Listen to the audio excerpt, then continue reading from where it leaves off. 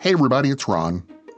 Every Monday through Thursday, we talk about how some event in business history reshaped the world. But on Fridays, we talk about something completely different. These are the stories that went completely off the rails. They may have still changed the business world, just not in the way anyone wanted.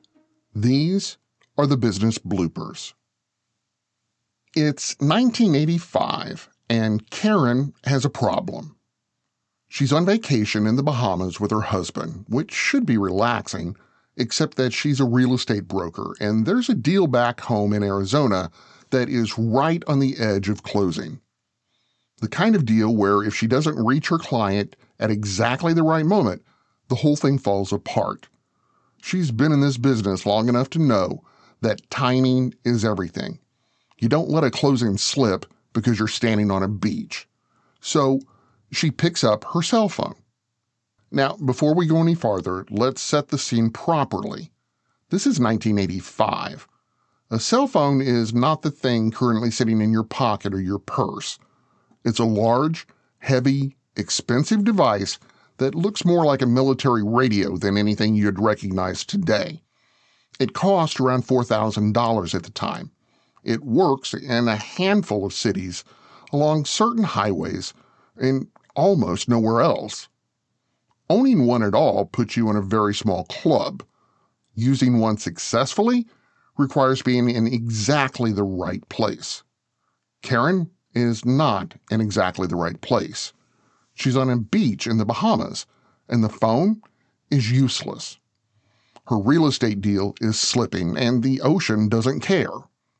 She turned to her husband and asked the kind of question that sounds simple until you actually try to answer it.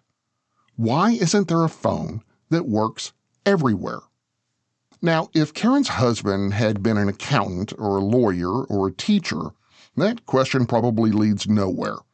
Maybe a little vacation frustration, maybe a funny story told at dinner parties for a few years, and that's it. But Karen's husband wasn't an accountant. His name was Barry Berdiger, and he was an engineer at Motorola. And when he got home from that vacation, he took Karen's question back to his colleagues at Motorola's facility in Chandler, Arizona, and they started trying to answer it. What happened next took 13 years, cost $5 billion, involved 66 satellites, and became one of the most spectacular collapses in the history of American business. This is not a real estate story. Okay, so how did we get here?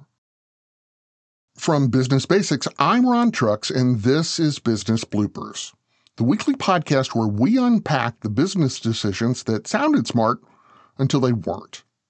Every Friday, I'll take you through a real story where something went off the rails.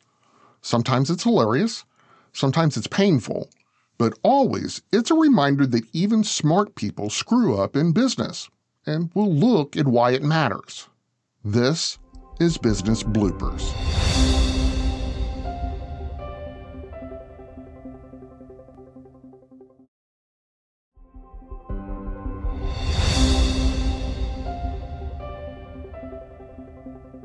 As I mentioned, when Barry Berdiger got home from the Bahamas, he brought Karen's question to two colleagues at Motorola's Satellite Communications Group in Chandler, Arizona, Raymond Leopold and Kenneth Peterson. The three of them spent the next 2 years working on an answer. The idea they developed was genuinely audacious. Put 77 satellites into low Earth orbit, spaced precisely to cover every point on the globe simultaneously, and link them together with a mesh network so a call could be routed from any handset to any other point on Earth without touching a single ground-based cell tower. The Amazon rainforest, the middle of the Pacific, the top of Mount Everest, anywhere. The system would work everywhere because the coverage would be everywhere. A Motorola engineer named Jim Williams suggested the name. The constellation of 77 satellites reminded him of electrons orbiting a nucleus in the classical model of an atom. He looked up which element on the periodic table had 77 electrons. It was Iridium. It had a nice ring. Fortunately, the design hadn't been yet scaled back to 66 satellites, or he might have suggested the name dysprosium. When presented with it, Berdiger's immediate superiors at Motorola rejected the concept as too costly. But Motorola chairman Robert Galvin heard about it on a visit to the Chandler facility. He got a briefing from Berdiger directly, and right then and there gave it the green light, right on the spot. In June 1990, Motorola announced the project to the world with simultaneous press conferences in Beijing, London, Melbourne, and New York. The following year, Iridium LLC was incorporated as its own company. By 1993, just 3 years later, Motorola had raised funding from 18 strategic partners, including Sprint, Raytheon, and Lockheed Martin. The ambition was staggering, and the engineering was genuinely revolutionary. Over the next decade, Motorola built more than 90 satellites, launching them from 3 different countries in just over 12 months. 66 of them formed the operational constellation, with the remainder as spares and replacements. On November 1st, 1998, Iridium launched commercial service. The ceremonial first call was made by United States Vice President Al Gore to Gilbert Grosvenor, the great-grandson of Alexander Graham Bell and the chairman of the National Geographic Society. 13 years after Karen Berdiger couldn't reach her client from a beach in the Bahamas, the phone that worked everywhere was finally operational. There was just one problem. While Iridium had been building its answer, the world had been building its own.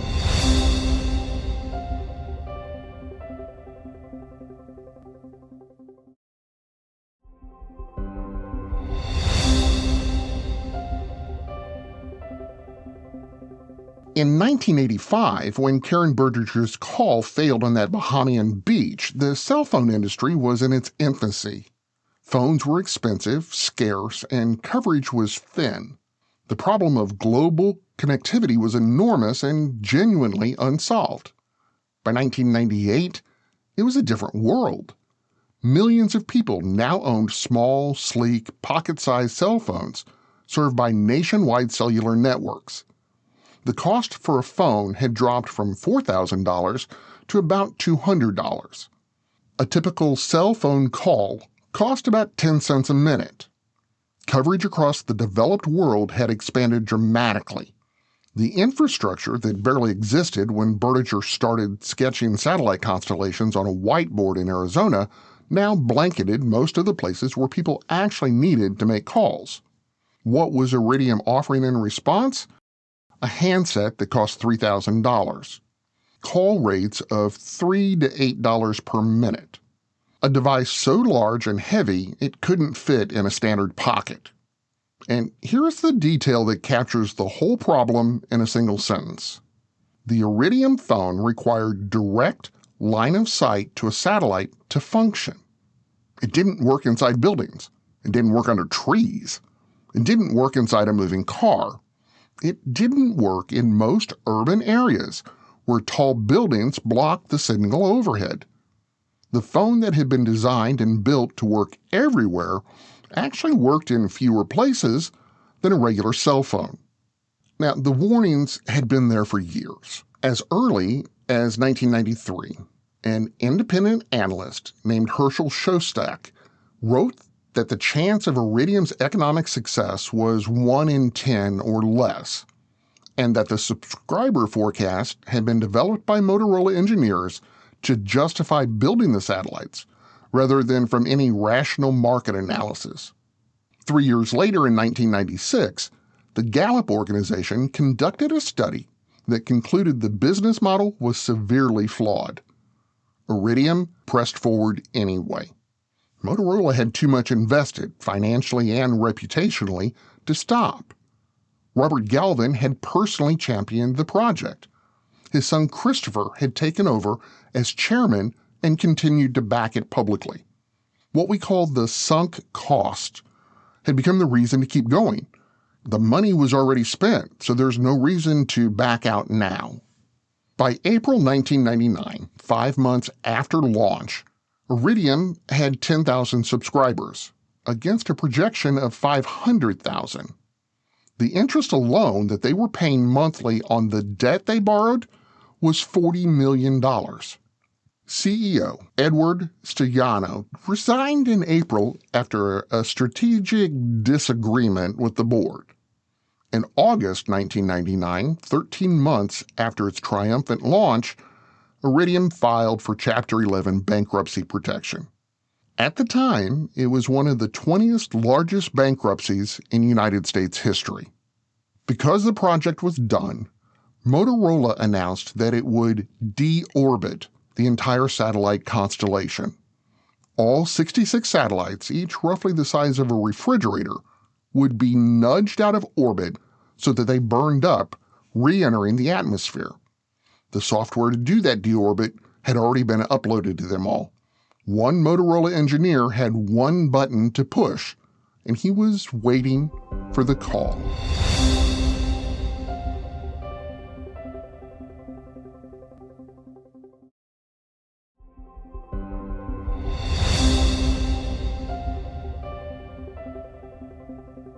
You know, most of the stories we tell on this show end with the lights going out.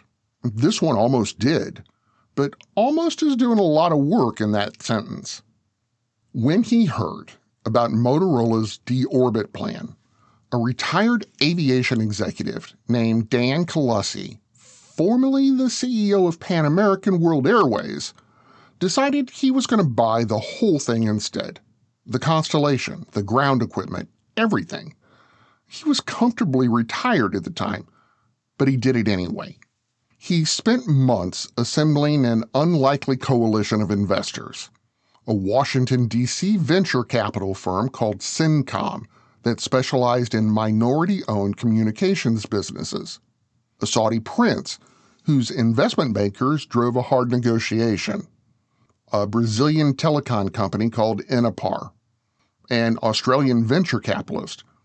And most critically, the United States Department of Defense. Colussi's team made the case to the Pentagon directly.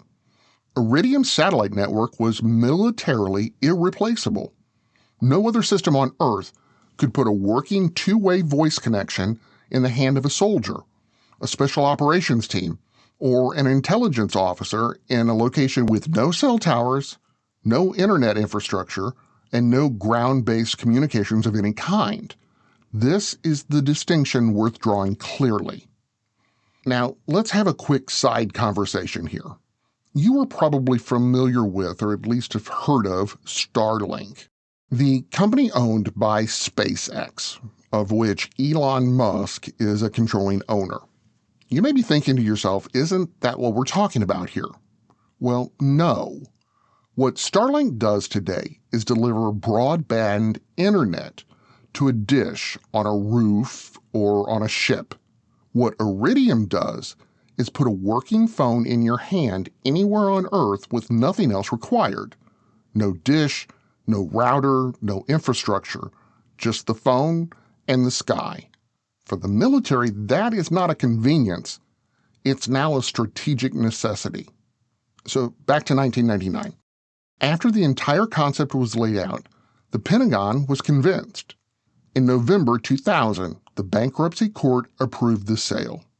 Dan Colussi bought the entire Iridium satellite constellation, the ground infrastructure, and every asset of the company for $25 million. $5 billion worth of engineering and infrastructure acquired for $25 million. And as a result, the deorbit button never got pushed. Right away, the Defense Department signed a contract worth $3 million per month. The military, first responders, scientific researchers in Antarctica, maritime operators, and explorers in the most remote places on Earth became the customer base that the consumer market was never going to be. Today, Iridium is a publicly traded company on the NASDAQ worth about $3 billion. Karen Berdiger's unanswered phone call on a beach in the Bahamas eventually built something the world couldn't do without. It just took a bankruptcy, a near deorbiting, and a $25 million fire sale to figure out who actually needed it.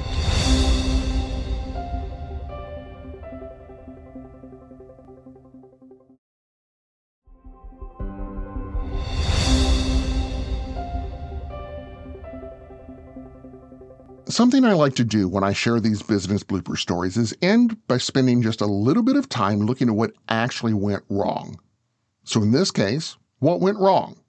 I told you most of our stories end with the lights going out. This one didn't. But it came close enough that one engineer was sitting at a console with his finger near a button that would have turned $5 billion worth of satellites into atmospheric debris. So let's be clear about what the blooper actually was. It wasn't the technology worked. Motorola delivered the most ambitious satellite constellation ever built, on time, on budget, exactly to specification. That part wasn't the failure. The failure was the 13-year development cycle that allowed the market to transform completely underneath them. It was also the institutional inability to stop and ask hard questions once the investment had grown too large and the reputations were too committed. Multiple independent analysts warned that the business model was broken years before launch. The Gallup organization said it plainly in 1996. Iridium moved forward anyway, because by then the sunk cost had become the argument for continuing rather than a reason to pause. That pattern shows up in business constantly. When the people building something love what they're building, more than they're willing to question whether it still makes sense, the question stops getting asked. Not because anyone is dishonest, because the investment, the momentum, and the identity of the people involved make stopping feel like failure when it might actually be wisdom. The twist in this particular story is that technology found its real customer eventually. Not the business traveler who needed to make calls between cities, the soldier in a valley with no cell tower, the researcher at that station in Antarctica, or the sailor in the middle of the ocean. Iridium was built to solve a problem that cellular infrastructure was already solving for most people. It turned out to be perfectly designed to solve a different problem that nobody else could touch. Sometimes, the right answer is just pointed at the wrong question.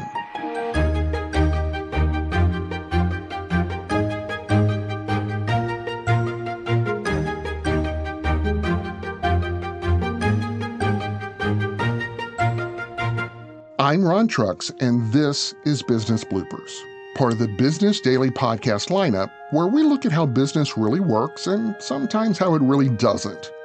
New episodes drop every weekday with fun, full-length blooper stories like this one on Fridays and quick-hit business history episodes the rest of the week. Follow us on Apple Podcasts, Spotify, YouTube, or wherever you listen. And if you're enjoying the ride, don't forget to leave a quick review. It helps more people find the story behind the business.